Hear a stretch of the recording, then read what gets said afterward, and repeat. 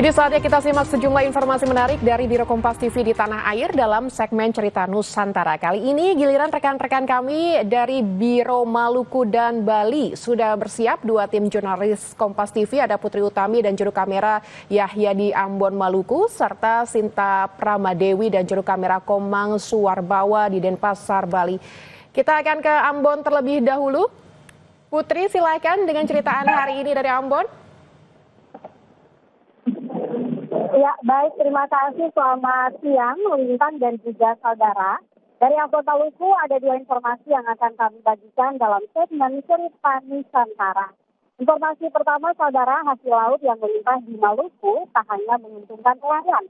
Seorang pengusaha di kota Ambon memanfaatkan ikan tuna untuk menyajikan cita rasa Jepang di restoran miliknya.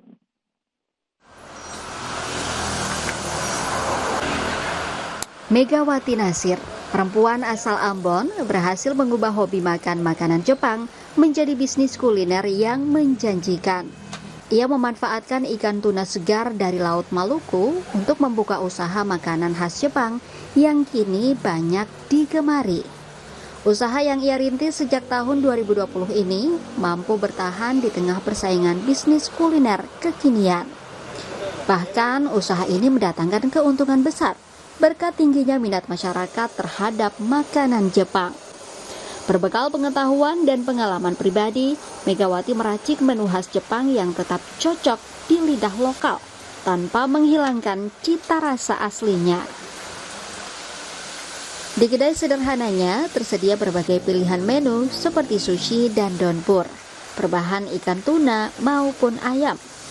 Harga per porsi cukup terjangkau, mulai dari Rp30.000 hingga Rp35.000.